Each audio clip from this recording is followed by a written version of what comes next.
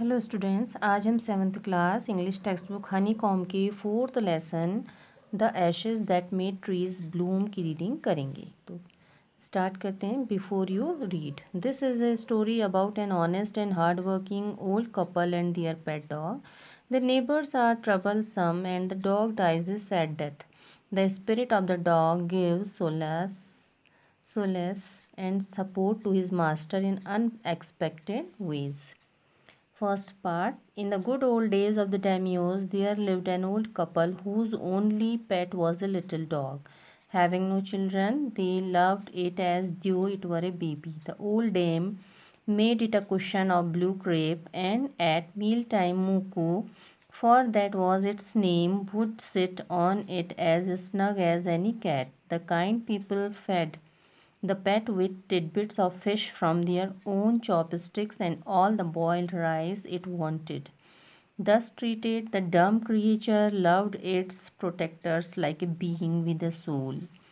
The old man, being a rice farmer, went daily with hoe or spade into the fields, working hard from morning until Otantosama, as the sun is called, had gone down behind the hills. Every day the dog followed him to work, never once harming the white heron that walked in the footsteps of the old man to pick up the worms, for the old fellow was patient and the kind to everything that had life, and often turned up a sword on purpose to give food to the birds. One day the dog came running to him, putting his paws against his legs and motioning him with his head to some spot behind. The old man at first thought his pet was only playing and did not mind it. But the dog kept on whining and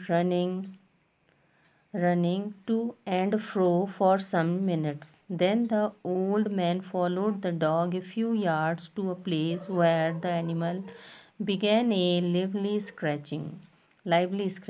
Thinking it was possibly a buried bone or bit of fish, the old man struck his hoe in the earth when lo, a pile of gold gleamed before him.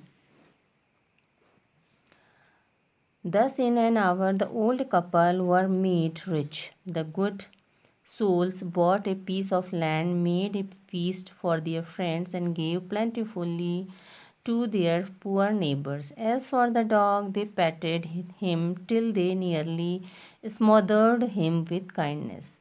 Now, in the same village, there lived a wicked old man and his wife, not a bit sensitive and kind, who had always kicked and scolded all dogs whenever any passed their house.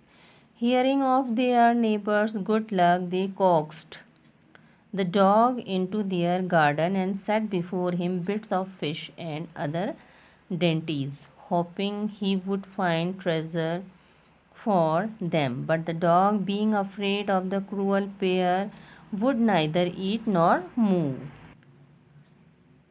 Then they dragged him out of doors, taking a spade and hoe with them. No sooner had the dog got near a pine tree growing in the garden than he began to paw and scratch the ground as if a mighty treasure lay beneath. "Quick, wife, hand me the spade and hoe," cried the greedy old fool as he danced with joy. Then the covetous old fellow with a spade and the old crone with a hoe began to dig, but there was nothing but a dead kitten, the smell of which made them drop their tools and shut their noses.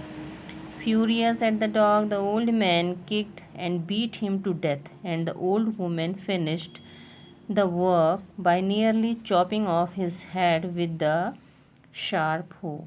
Then they flung him into the hole and heaped the earth over his carcass. The owner of the dog heard of the death of his pet and mourning for him as if he had been his own child went at night under the pine tree. He set up some bamboo tubes in the ground, such as are used before tombs, in which he put fresh flowers. Then he laid a cup of water and a tray of food on the grave and burned several costly sticks of incense. He mourned a great while over his pet, calling him many dear names as if he were alive.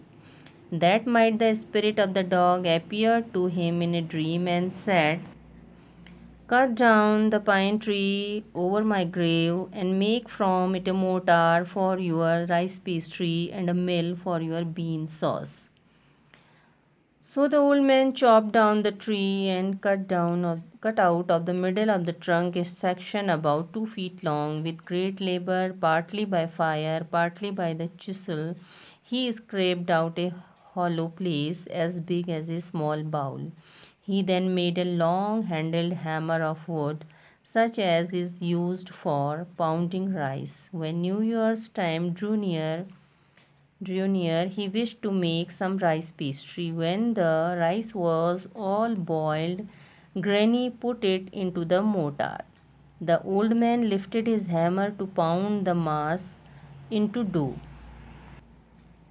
and the blows fell heavy and fast till the pastry was all ready for baking. Suddenly, the whole mass turned into a heap of gold coins when the old woman took the hand mill and, filling it with beans, began to grind. The gold dropped like rain.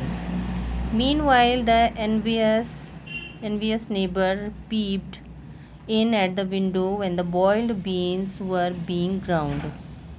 "Goody me!" cried the old hag as she saw each dripping of sauce turning into yellow gold, until in a few minutes the tub under the mill was full of shining mass of gold.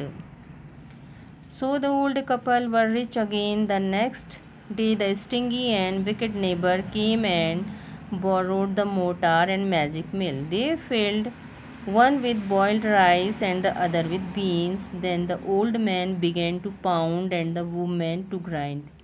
But at the first blow and turn, the pastry and sauce turned into a foul mass of worms.